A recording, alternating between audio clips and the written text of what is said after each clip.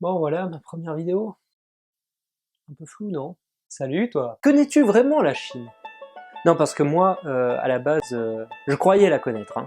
Parce qu'on connaît tous ces stéréotypes de oui, mais moi je connais la Chine, je connais les Chinois, les touristes et tout. Ils font tout le temps des photos, on sait pas pourquoi d'ailleurs, ils prennent des photos de vaches, ils prennent des photos de tout. Pourquoi? Je ne sais pas. Ils sont extasiés devant des Européens. Voilà. Ah oui, et les plus gros stéréotypes, ça c'est super cool aussi. Ils portent tous des masques. Bah oui, forcément. Je veux dire, chez eux c'est tellement pollué que forcément ils n'arrivent pas à respirer. Ils n'arrivent même pas à se voir. À 2 mètres de distance, c'est impossible. Il y a un brouillard de pollution comme ça, de taxis, de trucs, de machins, c'est impossible. Ah non, mais ça c'est clair, la Chine... Ah ouais, non, sur les 9 millions de kilomètres carrés de la Chine, c'est pollué. Et je te parle même pas des petits Chinois qui fabriquent nos chaussures dans les usines, ça c'est sûr. Hein. 99%, pardon, 99% des Chinois, enfants, travaillent dans les usines, c'est comme ça. Il n'y a pas d'autre solution, hein. C'est les stéréotypes classiques. Mais c'est la vérité, évidemment.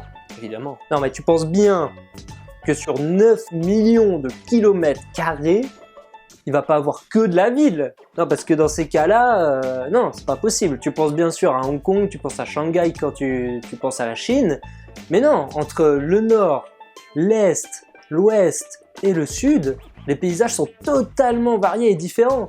Le nord, c'est un peu semi-désertique avec le désert de Gobi qui est assez proche. Le sud, tu auras plutôt des paysages exotiques avec une chaleur ambiante différente, une humidité totalement différente aussi. Dans l'ouest, tu auras des plateaux très élevés, donc une altitude très élevée à la base avec le mont Everest, la plus haute montagne du monde. Tu auras à l'est des chaînes de montagnes et des paysages totalement incroyables avec des plaines extraordinaires. Et bien sûr, des temples et tout ce qui vont avec ça. Et voilà. Là, avec ce que j'ai pu te dire, je pense que j'ai cassé certains de tes stéréotypes. Non, parce que je veux pas dire, mais à travers ces paysages incroyables de la Chine, il y a plus d'une dizaine de biens inscrits au patrimoine mondial de l'UNESCO. On parle de temples, on parle de chaînes de montagnes, on parle de paysages, et plus encore. Tu as par exemple le mont Wutei avec des dizaines de temples bouddhistes, des temples, mais imagine-toi des gravures qui datent des centaines d'années, des peintures extraordinaires. C'est juste incroyable de pouvoir louper ça, c'est juste dingue, c'est juste dingue. Et pourquoi t'irais pas visiter les paysages d'Anxia? Donc des kilomètres carrés de montagnes de couleurs, comme si un arc-en-ciel s'était déposé à même le sol. Et non, j'ai rien retouché là, non, non, non, non, c'est comme ça, des kilomètres carrés de plaines et de montagnes absolument incroyables. Tu peux aller vérifier si tu veux. Non mais bien sûr, c'est sûr que les médias nous préfèrent parler de la pauvreté, de l'argent, de la pollution en Chine, et bien sûr tous les plus gros stéréotypes qui nous mettent dans le crâne, ça c'est clair. Et je pensais comme toi, je me disais mais c'est pas possible la Chine, mais il n'y a rien d'attirant là-bas. En plus ils se ressemblent tous, en plus manger avec des baguettes c'est n'importe quoi, bref. Et si tu vas en Chine, ce qu'il y a de plus fou encore, c'est leur population, avec leur culture. Et je te parle pas seulement du Nouvel An chinois, non, non, ça va bien au-delà de ça. Non, là, je te parle de leur peinture, de leur art ancestral. Ça fait des milliers d'années qu'ils peignent d'une certaine manière, à travers l'encre de Chine, sur des toiles en soie, et d'autres techniques encore qu'ils ont pu inventer il y a déjà bien des centaines d'années, que tu pourrais voir si tu vas en Chine, sans parler de leur religion.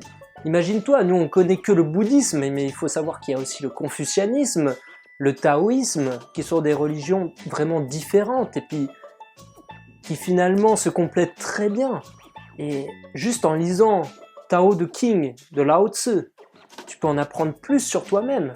Ouais, je te jure, je te jure. Non mais je suis comme ça, moi je te donne des infos, ouais, comme ça. Ah, et j'ai failli oublier leur mode de vie. Non, parce que je veux pas dire, mais le McDo, pour eux, c'est hors de prix, hein. Non, non, eux, ils mangent relativement sainement. Je parle bien sûr de riz, je parle de légumes, et bien sûr leur gym douce. Le Qigong, je veux pas dire, mais des personnes âgées, il y en a des dizaines qui font ça tous les jours, leur gym douce, pour pratiquer et continuer à faire bouger leur corps, leur esprit. Et c'est quelque chose qui les maintienne très longtemps. C'est pas pour rien que c'est des régions où les personnes âgées vieillissent très longtemps, bien plus qu'en Europe, bien plus que dans l'Occident. J'espère que tu auras apprécié la vidéo et que tu en auras appris un peu plus sur la Chine, autre que les stéréotypes que tu as pu entendre des médias ou des personnes qui finalement n'y sont jamais allées. Et t'es jamais allé en Chine, toi? Pas encore. L'aventure continue. Le sud, plutôt exotique, plutôt une chaleur, voilà, tu sais, toi-même, exotique, tout ça. Et répondre à des questions. Entre l'ouest, où tu as l'Everest, avec le plat. Il faut savoir qu'ils ont des dizaines de